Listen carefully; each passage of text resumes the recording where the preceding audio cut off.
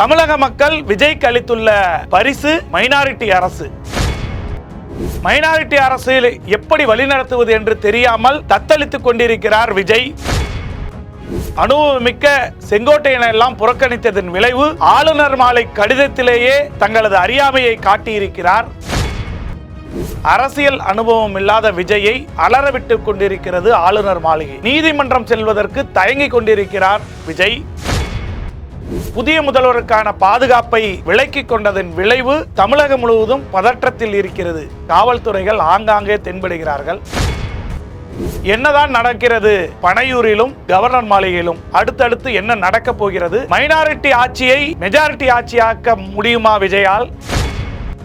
அல்லது மைனாரிட்டியாகவே களைய போகிறாரா என்பதை விரிவாக பார்க்கலாம். பாருங்கள். ஆச்சி மசாலா. எந்த சமையலும் ருசி தேடும் ரகசியம். 20 ரூபாய். தமிழகத்தில் சட்டமன்ற தேர்தல் முடிவு வெளியானதிலிருந்து ஒவ்வொரு நொடியும் பல்வேறு அரசியல் மாற்றங்களை தமிழகம் கண்டு வருகிறது. 50 ஆண்டுகளில் இல்லாத ஒரு அரசியல் மாற்றம் இப்பொழுது நிகழ்ந்திருக்கிறது.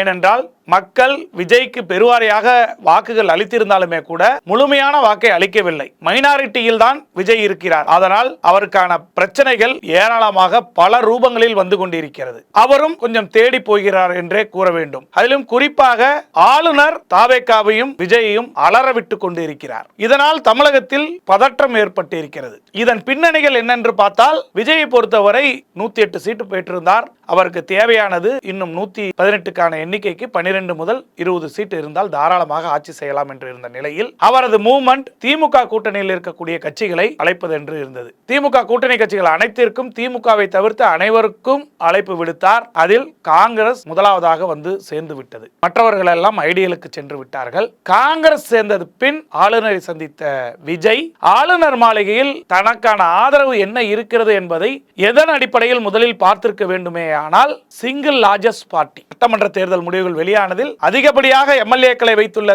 கட்சி எங்கள் கட்சி, எங்களை ஆட்சி அமையுங்கள் என்று விஜய் கேட்டிருக்க வேண்டும். அதுதான் இவ்வளவு காலம் இருந்தது. இவர் கட்சி புதியது, இவருக்கான அனுபவங்கள் இல்லை என்பதெல்லாமும், அதே போன்ற அனுபவம் வாய்ந்த செங்கோட்டையனை இவர் உடன் வைத்துக் கொள்ளவில்லை என்பதும் ஆளுநருக்கு அவர் கொடுத்த கடிதத்தில் தெரிந்தது. காலையில் அனுப்பிவிட்ட மெயிலில் தாங்கள் வாங்கிய வாக்கு சதவீதத்தை அனுப்பியிருந்தார்.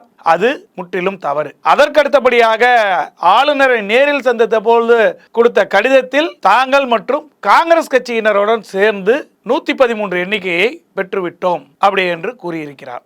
இவர் தான் சிங்கிள் லார்ஜஸ்ட் பார்ட்டி புளோரில் நிரூபிக்கிறேன் என்று கூறியிருந்தால் பிரச்சனையே இல்லை. அதற்கு ஆளுநர் மறுப்பு சொல்வதற்கு வாய்ப்பு கம்மி. இவர் காங்கிரஸோடு இணைத்து ஆளுநரிடம் கூறியதும், காலையில் காங்கிரஸோடு ஒப்பந்தம் மேற்கொண்டதும், திமுக கூட்டணியிலும் கடும் எதிர்ப்பு, ஓட்டு போட்டு விரல் நுனி காயும் அதற்குள் காங்கிரஸ் நிறம் மாறிவிட்டது. ஒரு மந்திரி பதவியோ 2 மந்திரி பதவிக்கோ விஜயிடம் சென்றிருக்கிறார்கள். இதே எம்பி தேர்தல் முடிந்தவுடன் 30 எம்பிகளை வைத்திருக்கக்கூடிய திமுக மைனாரிட்டியாக இருக்கக்கூடிய மோடி அரசாங்கத்திற்கு ஆதரவு கொடுத்திருந்தார். மோடிக்கு சந்திரபாபு நாயுடும் தேவையில்லை, நிதிஷ்குமாரும் தேவையில்லை, ஸ்டாலின் ஒருவரே போதும். ஆனால் புறமுதுகில் குத்தி திமுகவுக்கும் அதன் தலைமைகளுக்கும் பழக்கம் இல்லை என்பதை தெளிவாக எடுத்துரைத்திருக்கிறார் ஸ்டாலின். ஆனால் எப்பொழுதுமே அரசியல் அறியாமையால் வாழ்ந்து கொண்டிருக்கக்கூடிய ராகுல் காந்தி எனது நிறம் இதுதான் என்பதை நேற்று காட்டி கொடுத்திருக்கிறார். இந்த ராகுல் காந்தி விஜய்க்கு போனது பிளஸ் என்று தாவேகாவினர் குதித்துக் கொண்டிருந்த நிலையில் அதுவே அது 7.5 நாட்டு சனியாக விஜய்க்கு விடிந்துள்ளது. விஜய் கூறியவுடன் அதுவரை அதிமுக அவர்களுக்கு நிபந்தனையற்ற ஆதரவு கொடுக்கலாமா அல்லது ஒரு பிரிவினர் ஆதரவு தெரிவிக்கலாமா என்றெல்லாம் ஐடியல் இருந்த நிலையில் அவர் விஜய் ஆட்சி அமைப்பதற்கு அதிமுக ஆதரவு இருந்திருந்தால் போதும், நிலையான ஆட்சியை கொடுத்திருக்க முடியும். அதிமுகவுக்கு அது இன்னைக்கு காலகட்டத்திற்கு தேவையான ஒன்றாக இருந்தது. காலம் கனியும் சூழ்நிலையில் காங்கிரஸை வைத்து பானையை உடைத்த கதையாக செய்து கொண்டார் விஜய். அவர் கூறுவது நீண்டகால பிளானாக இருக்கலாம், உள்ளாட்சி தேர்தல், நாடாளுமன்ற தேர்தல் என்று. ராகுலை நம்பி இந்திய அரசியலில் சென்றவர்கள் ஒருவர் கூட இதுவரை ஜெயிக்கவில்லை. அதுதான் கடந்த 15 ஆண்டு கால வரலாறு. ஏனென்றால் ராகுல் ஒரு முழு நேர அரசியல்வாதியே அல்ல. ராகுலோடு இணைந்த எடுத்த முடிவு மொத்தமாக தாவேகாவுக்கு முடிவுரை எழுதும் நிலைக்கு சென்று விட்டது. அதன் பின்பு அதிமுக எக்காரணம் கொண்டும் ஆதரவு இல்லை என்ற முடிவை எடுத்திருக்கிறார்கள். வேலுமணி, CV சண்முகம் போன்றவர்கள் எல்லாம் ஆதரவு கொடுப்பார்கள் என்ற பேச்சு நேற்று மாலையோடு ஓய்ந்தது. டெல்லி கோப பார்வை காட்டிக் கொண்டிருக்கிறது என்பதை நமது முந்தைய பதிவுகள் எல்லாமே பார்த்தோம். காங்கிரஸ் ஆதரவுடன் அவர் இருக்கிறார் என்றவுடன் காங்கிரஸ் இல்லாத இந்தியாவை உருவாக்குவோம் என்ற மோடியின் குரல் திமுகவின் தயவினால் உயிர்ப்போடு இருந்த காங்கிரஸ் திமுக கூட்டணியிலிருந்து வந்து தாவேகாவில் மந்திரி சபையில் ஏற்பதா என்று டெல்லி போட்ட கணக்கு விஜய்க்கு ஆப்பான ஆப்பாக அமைந்துவிட்டது. அலற விட்டு கொண்டிருக்கிறார் ஆளுநர். முறையாக சிங்கிள் லார்ஜஸ்ட் பார்ட்டியை அழைத்து பதவியேற்பு பிரமாணம் செய்து வைப்பதுதான் ஆளுநருக்கான அழகு.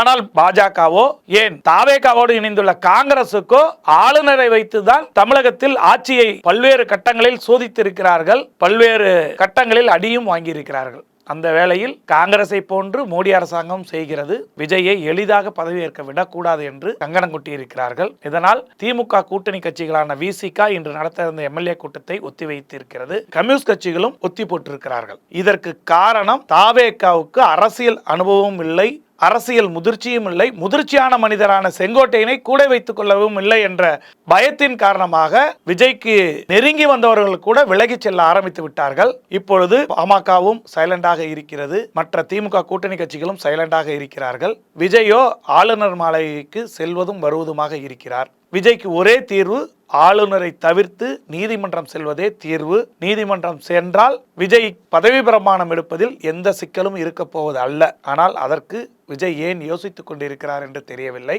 அது மட்டுமல்லாமல் நேற்று மாலைக்கு பின் விஜய்க்கு கொடுக்கப்பட்டிருந்த இந்த புதிய முதல்வருக்கான பாதுகாப்பு படத்தையும் பாதுகாப்பு வாகனங்களையும் திரும்ப பெற ஆளுநர் மாளிகை அறிவுறுத்தியதன் விளைவு தன்னந்தனியாக உலா வந்து கொண்டிருக்கிறார் விஜய். நேற்று இரவு முதல் ஆங்காக காவல்துறை குவிக்கப்பட்டுள்ளது. தமிழகம் முழுவதும் முக்கியமான இடங்களில் பாதுகாப்புகள் வைக்கப்பட்டுள்ளது. ஏனென்றால் விஜய்க்கு பதவியேற்க வாய்ப்பளிக்க மறுப்பதனால் ஏதேனும் பதற்றம் ஏற்படலாம் என தமிழகம் முழுவதும் அலாட்டில் வைத்திருக்கிறார்கள் நேற்று இரவு முதல். இதில் திடீரென்று திமுக அதிமுகவும் கூட்டணி போடும் என்றெல்லாம் கூறியிருக்கிறார்கள். அதற்கு வாய்ப்பே இப்பொழுது இல்லை என்று திமுகவும் அதிமுகவும் மறுத்துள்ளது. இந்நிலை மாற கைதேர்ந்த அரசியல்வாதிகளையும் வல்லுநர்களையும் கூட வைத்துக் கொண்டு அடுத்த கட்டத்திற்கு விஜய் நகரப் போகிறாரா அல்லது இதே கட்டத்தில் முடங்க போகிறாரா என்பதை பொறுத்திருந்து பார்க்கலாம். அடுத்தடுத்து வரக்கூடிய அரசியல் அப்டேட்டுகளை உடனுக்குடன் காணலாம். பாருங்கள். எந்த சமையலும் ருசி தேடும் ரகசியம் 20